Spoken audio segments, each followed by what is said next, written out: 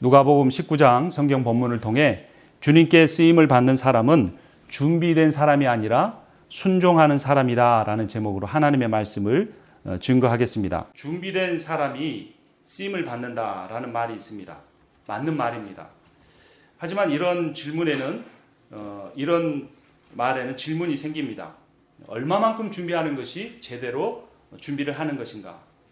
어떻게 하다 보면 준비를 하다가 인생이 다 끝날 수도 있습니다. 어떤 일을 하려고 하면 저는 아직 준비가 안 되어 있어요 라고 대답하는 것이 겸손한 태도일까요? 아니면 반대로 교만한 모습일까요? 이 질문에 어떤 답을 하느냐는 질문한 사람과 대답한 사람 사이의 관계에 달려 있습니다. 예를 한번 들어보죠. 직장 상사가 부하 직원에게 어떤 어려운 일을 하라고 했다고 가정해보죠. 그런데 그때 부하 직원이 저는 그 일을 하기에는 아직 실력이 안 됩니다 라고 대답합니다. 그럼 여러분 직장 상사가 어떻게 반응할까요? 당신은 참 겸손하군요. 당신처럼 겸손한 사람이 우리 회사에 꼭 필요합니다. 정년 퇴직할 때까지 우리와 함께 일해요. 이렇게 대답할까요? 아니면 그 일을 할 준비가 아직 안 돼 있어요? 그러면 내일부터 나오지 마세요. 그 일을 해보려고 노력하는 다른 사람을 당신 대신 뽑겠습니다 라고 대답할까요? 여러분이 오늘 하면 어떤 대답을 하시겠습니까? 당연히 두 번째 대답일 것입니다. 직장 상사는 준비가 되어 있어도 그 일을 할지 말지를 자신이 판단하는 사람보다는 준비가 조금 덜 돼 있다고 할지라도 상사의 명령에 순종하며 어려운 일이라도 해보려고 노력하는 직원을 훨씬 더 좋아할 것입니다. 능력이 뛰어나도 자신이 할 수 있다고 판단되는 일만 하려고 하지 마십시오. 할 수 없다고 판단되는 일을 하지 않는 부하 직원은 바람직하지 않습니다. 이 이야기의 핵심은 그 일을 할 수 있는가, 할 수 없는가의 판단을 내가 하는 것이 아니라 하나님이 하시게 해드려야 한다는 것입니다. 부하 직원이 하는 것이 아니라 직장 상사가 할 수 있도록 해야 한다는 것입니다. 부하 직원은 실패를 하든 성공을 하든 직장 상사의 판단을 존중하고 순종하면 되는 것입니다. 그러면 직장 상사가 책임을 지는 것입니다. 직장 상사는 일의 결과가 성공이냐 실패냐 이것도 중요하지만 그 부하 직원이 해보려고 노력하는 태도, 그것을 보는 것입니다. 준비도 중요하지만 순종 여부가 훨씬 더 중요하다는 것입니다. 성경에도 이런 비슷한 내용이 나옵니다. 같은 복음서니까 한번 같이 찾아보겠습니다. 첫 번째 복음서 마태복음 21장입니다. 신약성경 첫 번째 책 마태복음 21장 28절부터 32절까지의 내용입니다. 제가 먼저 21장 28절을 읽겠습니다. 너희는 어떻게 생각하느냐? 어떤 사람에게 아들이 둘 있는데 아버지가 맏아들에게 가서 얘야 너 오늘 포도원에 가서 일해라 하고 말하였다. 그런데 맏아들은 대답하기를 싫습니다 하고 말하였다. 그러나 그 뒤에 그는 뉘우치고 일하러 갔다. 아버지는 둘째 아들에게 가서 같은 말을 하였다. 그는 대답하기를 예 가겠습니다 아버지 하고서는 가지 않았다. 같이 읽습니다. 그런데 이 둘 가운데서 누가 아버지의 뜻을 행하였느냐? 예수께서 이렇게 물으시니 그들이 대답하였다. 맏아들입니다. 예수께서 그들에게 말씀을 하셨다. 내가 진정으로 너희에게 말한다. 세리와 창녀들이 오히려 너희보다 먼저 하나님 나라에 들어간다. 이 세리와 창녀보다 하나님 나라에 들어가기가 어렵다는 말을 들은 사람들이 도대체 누구일까요? 궁금하지 않습니까? 조금 더 위로 올라가서 23절에 그 사람들이 누구인지 나와 있습니다. 같이 읽습니다. 예수께서 성전에 들어가서 가르치고 계실 때 예수께 와서 질문을 한 대제사장들과 백성의 장로들이었던 겁니다. 저도 한번 질문을 해보겠습니다. 여기 서서 설교를 하고 있는 임상훈 목사와 LA 다운타운의 깽단원 둘 중에 누가 더 하나님 나라에 들어갈 자격이 있겠습니까? 한 번씩 다 대답해 보십시오. 여기 오늘 서서 설교를 하는 임상훈 목사와 LA 다운타운에 있는 깽단원 중에 누가 더 하나님 나라에 들어가기가 쉽겠습니까? 목사인 제가 하나님 나라에 들어갈 자격이 더 있다고 대답하신 분은 이제 대표를 하셨지만 다 그렇게 생각하는 분들은 성경 말씀을 다시 읽어보셔야 됩니다. 내가 복음을 잘 이해하고 있는지 고민해 봐야 돼요. 임상원 목사라고 답이 나오시면, 그리고 저보다 다운타운에 있는 깽 단원이 하나님 나라에 들어갈 자격이 더 있다고 대답하신 분들은 평소에 저를 어떻게 생각하시는지 예배 후에 개인적으로 면담할 필요가 조금 있겠습니다.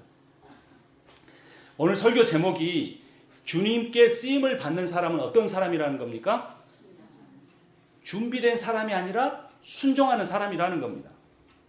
우리는 천국에 하나님 나라에 들어갈 수 있는 여부를 어떤 자격이나 조건을 갖춘 준비된 사람이라고 생각하는 경향이 있습니다.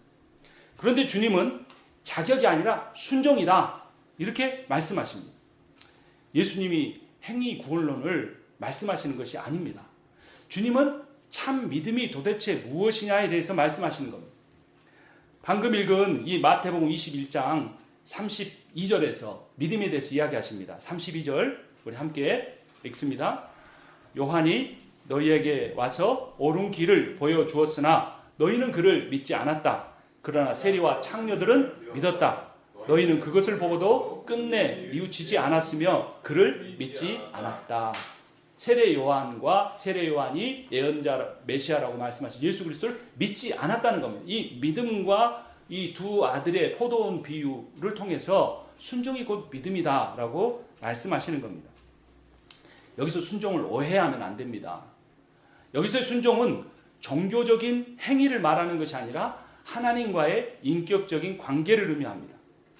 일반적으로 생각해 보면 목사나 장로만큼 믿음이 더 좋은 사람은 없습니다. 목사만큼 성경을 많이 연구하고 목사만큼 성경을 잘 가르치는 사람은 없습니다. 장로만큼 기도를 많이 하고 장로만큼 교회 봉사를 많이 하는 사람이 없습니다. 그런데 이 사람들 중에는 천국에 들어갈 사람이 별로 없다. 이것이 예수님이 하신 말씀입니다. 제가 한 말이 아니고 예수님이 하신 말씀입니다. 한마디로 목사나 장로나 권사는 종교적으로 잘 준비된 사람들입니다. 그런데 주님은 종교적인 행위를 열심히 한다고 주님께 쓰임을 받을 수 있는 것이 아니다. 목사들이 매일 성경을 연구하고 설교를 하고 있어도 장로나 권사들이 매일 교회를 위해서 시간을 내서 교회에 가서 봉사를 하고 신앙의 본을 보여도 아닐 수 있다는 것입니다. 예수님 당시에도 제사장들은 매일 성전에서 제사를 인도했습니다. 성경을 가르쳤습니다. 백성의 장로들은 백성들에게 신앙의 본을 보여주었습니다. 그럼에도 불구하고 왜 주님께서 이런 말씀을 하신 걸까요? 그것은 순종의 여부입니다.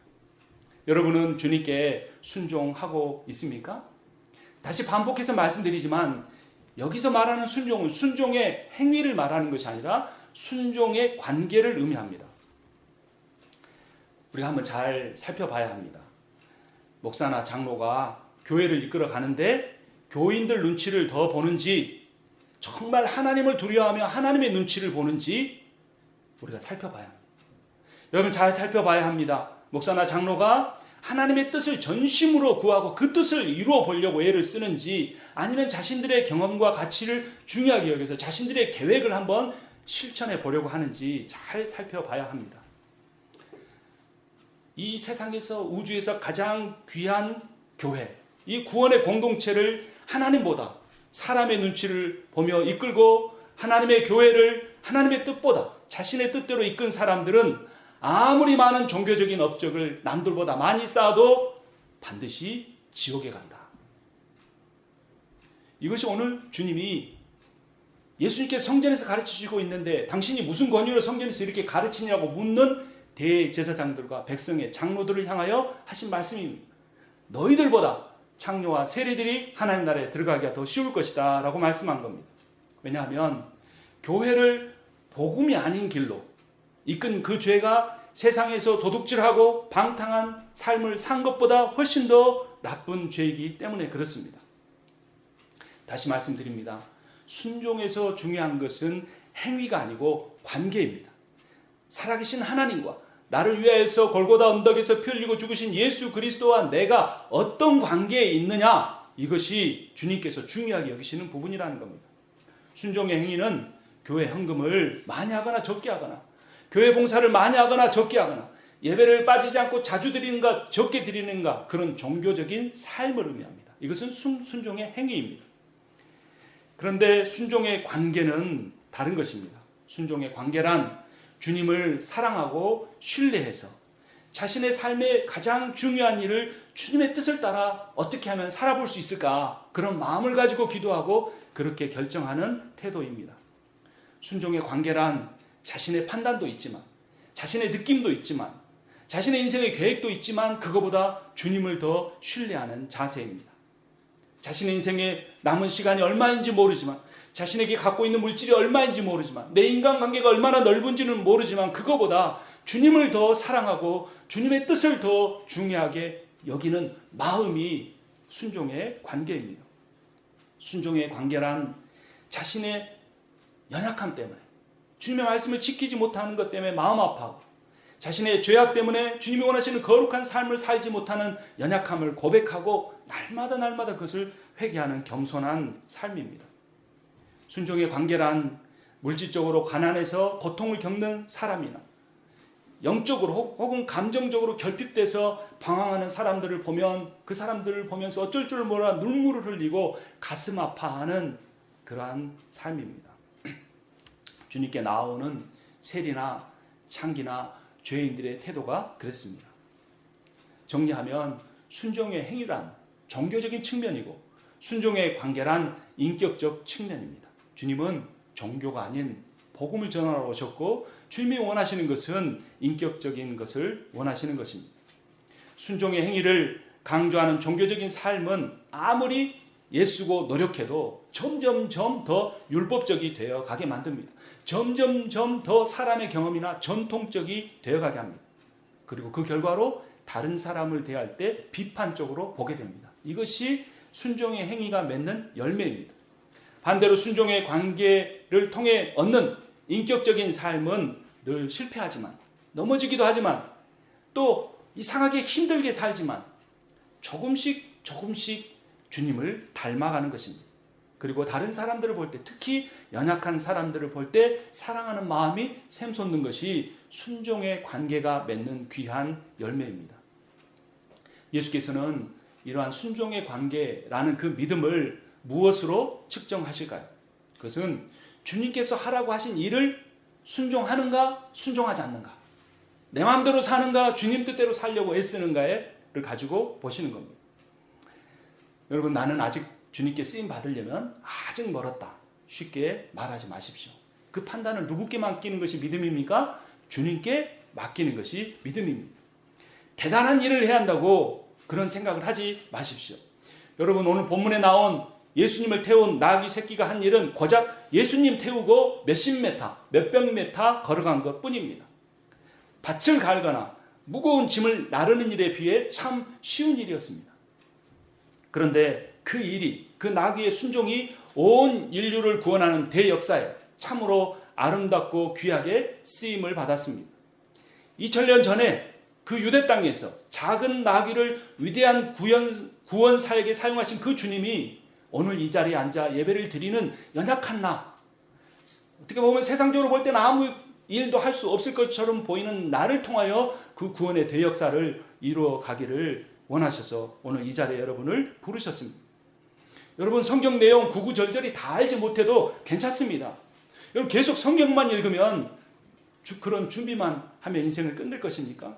날마다 읽어도 뒤에 것 읽다 보면 앞에 것 다 잊어버리는 것이 성경의 이 광대한 내용입니다. 여러분 날마다 기도만 하면서 준비만 하겠습니까?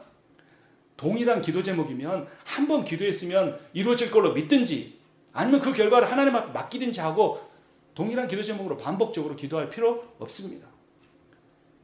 준비 그만하고 순종하라고 주님이 말씀하십니다.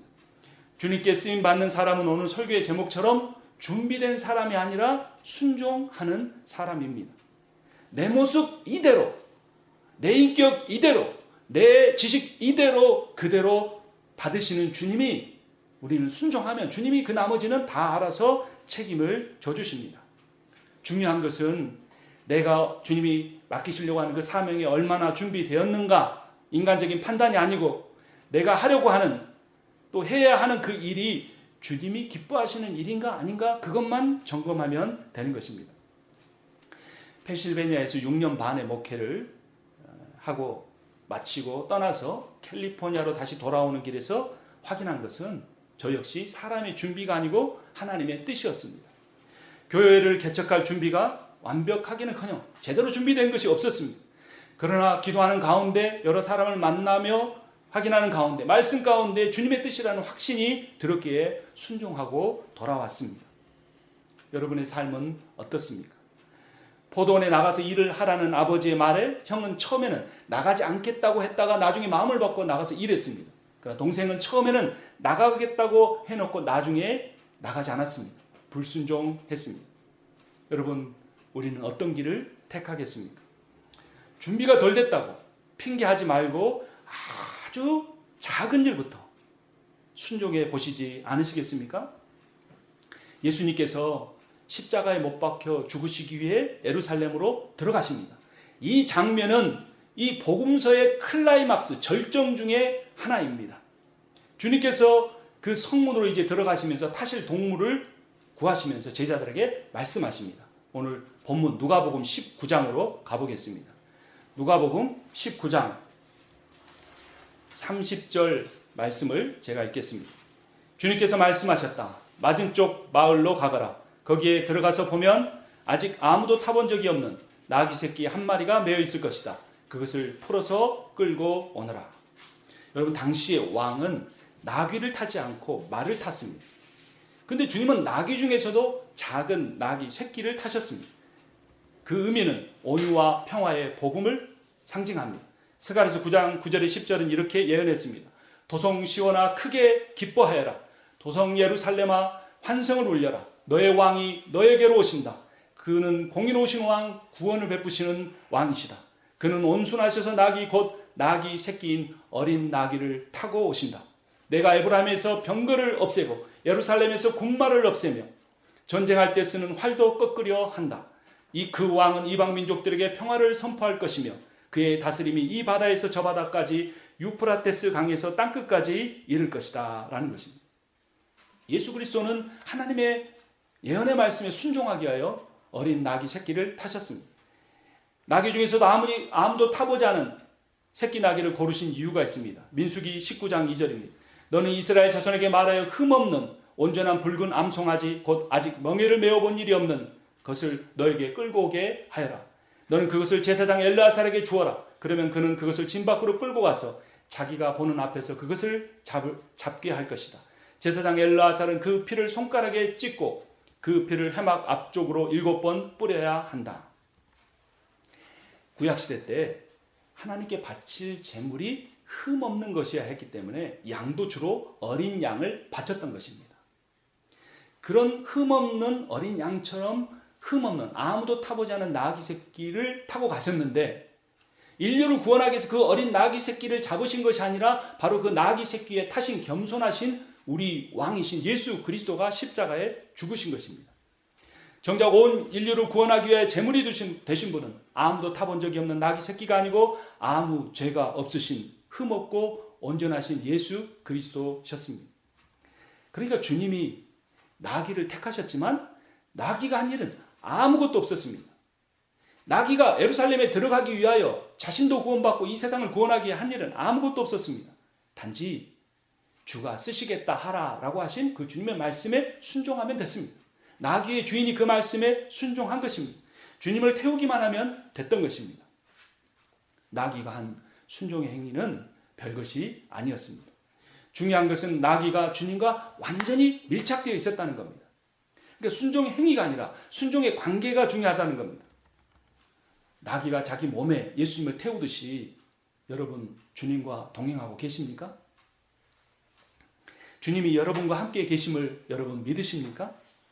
이 사실을 날마다 점검해야 합니다. 내가 어떤 일을 하고 있는가, 그 일의 크기가 얼마나 대단한 것인가가 아니라 내가 오늘 하루에 똑같은 일상을 반복하는, 너무나 힘든 삶을 반복하는데 피하고 싶은 삶에서 벗어나고 싶은 삶인데 그 상황이 중요한 것이 아니라 그 어려운 상황 속에서 내가 주님과 밀착되어서 주님과의 관계 속에서 살아가고 있느냐, 그것이 중요하다는 겁니다.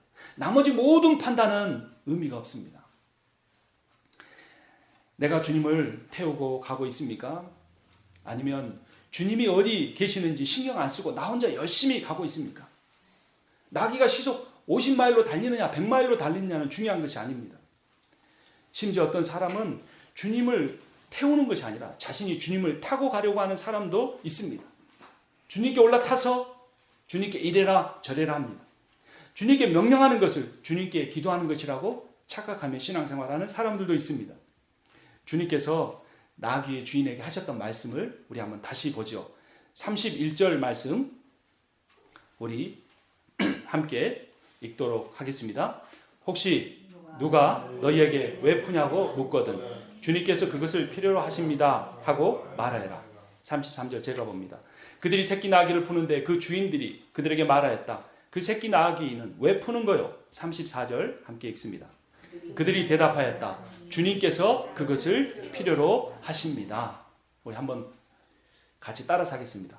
주께서 쓰시겠다 하라.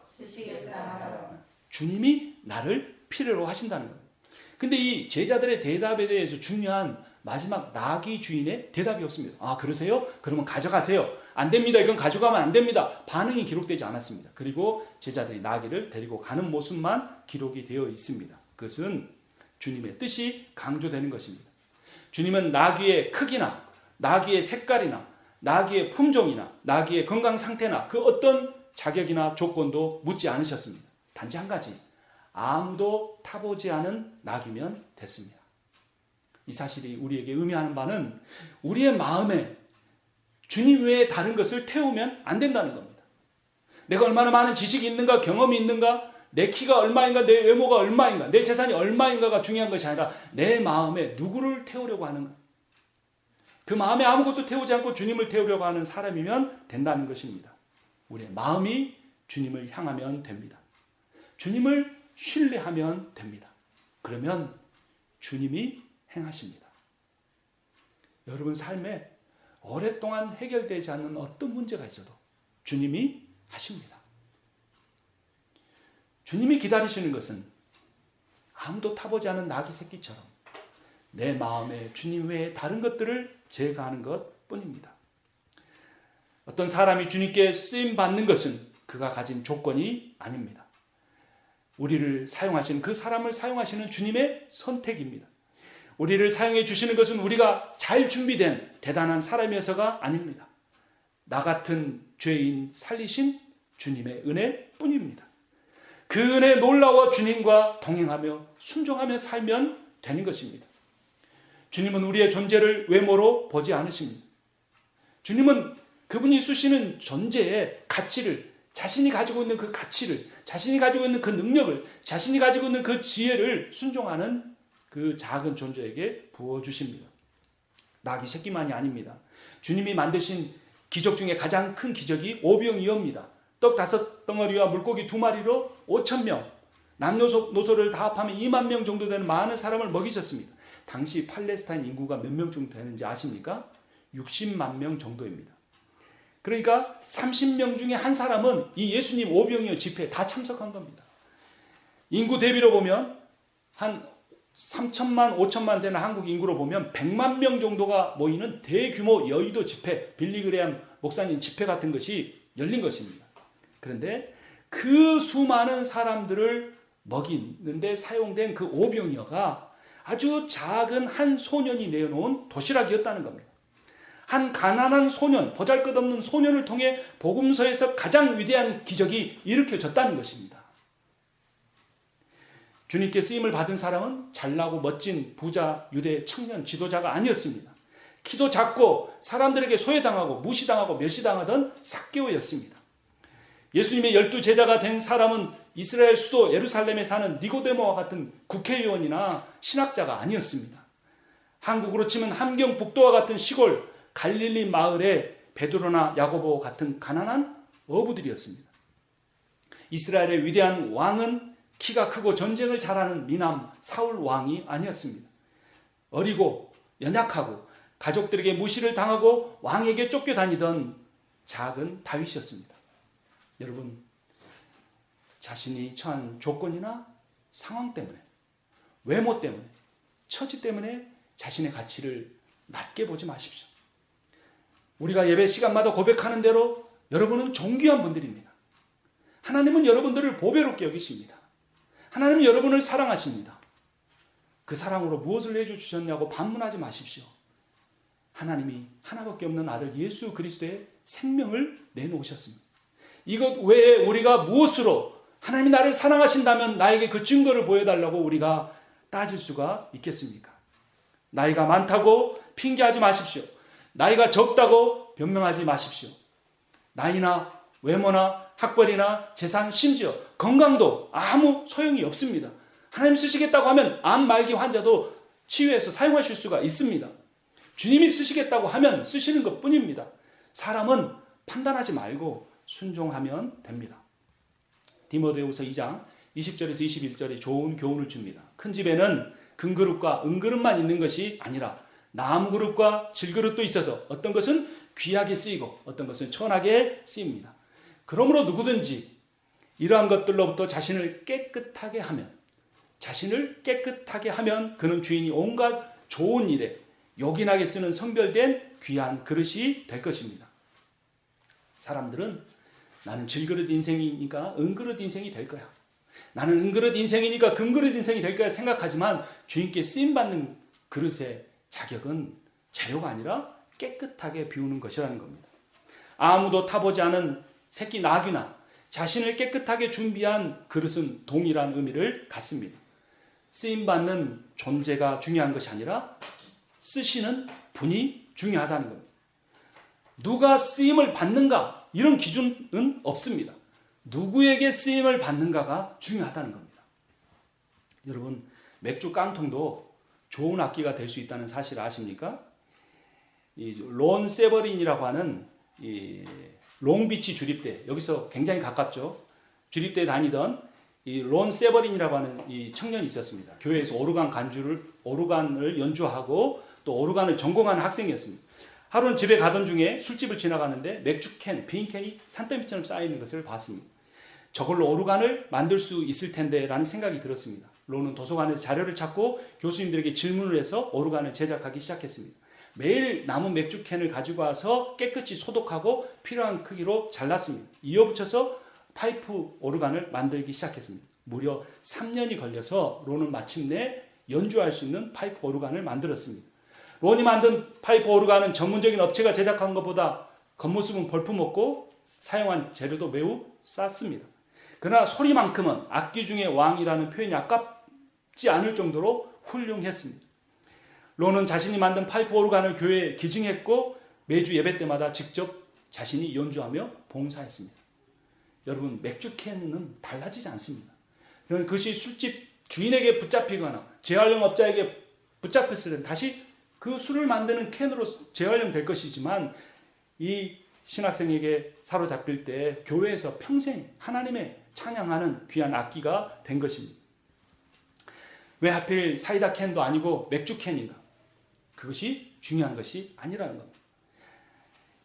여러분, 인생이란 무엇일까요? 인생의 보람은 일하는 겁니다. 그냥 일하는 것이 아니라 하나님에게 붙잡혀서 쓰임을 받는 겁니다. 그런데 이 일이 아담의 불순종으로 인해서 고역이 되고 말았습니다. 돈 버는 노동 수단이 되고 말았습니다. 그리고 일을 해도 그만큼의 대가를 받지 못하는 사람이 너무나 많습니다. 그런데 원래 일이란 하나님께 영광을 돌리는 최고의 수단입니다. 꼭 돈을 벌어야만 하는 것 아닙니다. 여러분, 집안에서 하는 가사 노동은 최고의 노동 중에 노동입니다. 왜냐하면 내 가족을 섬기는 일이기 때문에 그렇습니다. 또 교인이나 이웃 중에 힘들어하는 사람을 돌보는 일도 매우 중요합니다. 이런 일에 대한 대가로 돈을 벌지 않지만 그것을 통해서 하나님께 영광을 돌릴 수 있다는 겁니다. 일의 가치를 그 일을 통해 얼마를 버느냐와 연관시키지 말라는 것입니다. 중요한 것은 내가 하는 그 일을 주님과 함께 하느냐, 내가 하고 있는 그 일 속에 주님이 동행하고 계시느냐가 중요하다는 것입니다. 상황이 어려우면 쓰임받을 수 없다고 생각하죠. 그런데 사도 바울은 고린도후서 4장 7절에서 이렇게 말합니다. 우리는 이 보물을 질그릇에 간직하고 있습니다. 이 엄청난 능력은 하나님에게서 나는 것이지 우리에게서 나는 것이 아닙니다.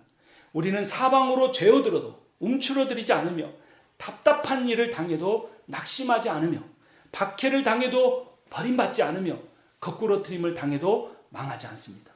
왜 그럴까요?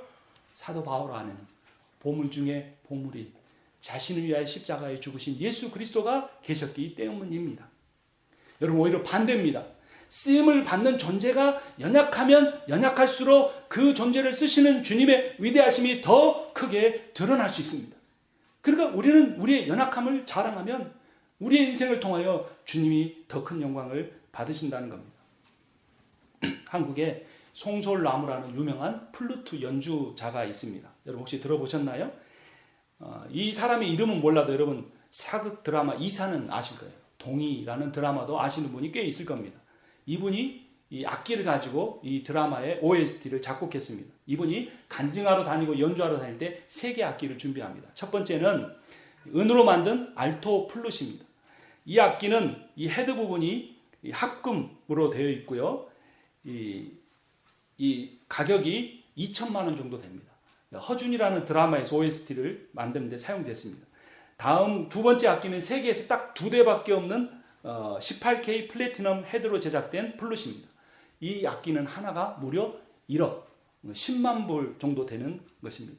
세 번째 가지고 다니는 악기는 흔한 나무와 플라스틱 재질로 된 아일랜드 휘슬입니다. 2만 원 정도 합니다. 그러니까 미국 돈으로 20불 정도 하는 것이죠. 이분이 간증할 때마다 묻습니다. 어떤 것으로 연주할 때 사람들이 가장 좋아하는지 아십니까? 그럼 사람들이 어떤 악기로 연주할 때 가장 놀랄까요? 세 번째 악기인 20불짜리 휘슬로 연주할 때입니다. 그러면서 이렇게 말합니다. 중요한 것은 금으로 은으로 만든 악기가 아닙니다.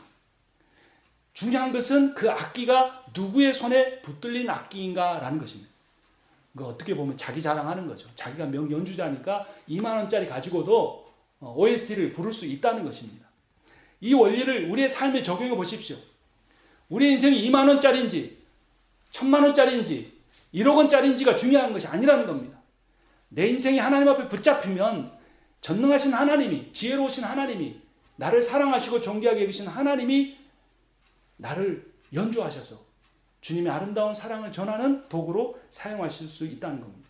이 송솔나무가 아버지가 한국에서 큰 사업을 하다 망했습니다. 그래서 누나와 자기를 미국으로 1.5세 때 유학을 보냈습니다.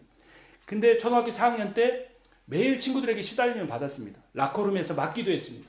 목에 멍이 많아서 항상 폴라티를 입고 다녔습니다. 시도 때도 없이 괴롭히는 친구들을 피해서 쉬는 시간마다, 점심시간마다 화장실에 숨어 있었습니다. 어느 날 화장실에서 하나님 앞에 기도했습니다. 하나님, 살아계시면 좀 제 인생에 나타나 줘보세요. 그때 갑자기 주변이 고요해지면서 따뜻한 느낌이 들었습니다. 그리고 이런 소리가 들리는 것 같았습니다. 이제부터 내가 네 인생에 가장 좋은 친구가 되어줄게. 내가 너를 위해서 천국 보좌를 포기하고 이 땅에 내려와 십자가에서 너의 모든 죄를 씻었다. 나는 너의 머리카락 하나까지 다 셀 수 있어. 너는 우연이 아니라 내가 처음부터 계획해서 창조하고 너를 이 땅에 보냈다. 나는 너를 위해서 내 목숨까지 바칠 수 있다. 나는 너를 사랑한다. 라는 그러한 주님의 음성이었습니다.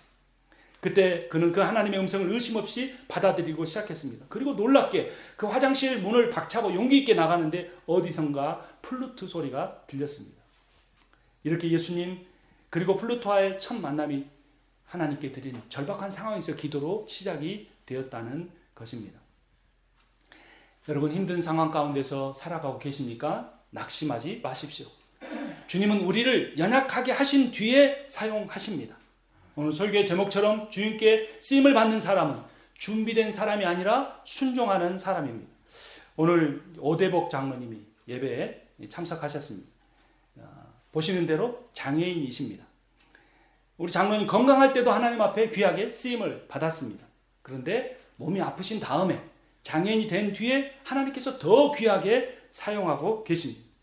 무릎 아래쪽으로 두 다리가 없으시고 손목 아래로 두 손이 없습니다.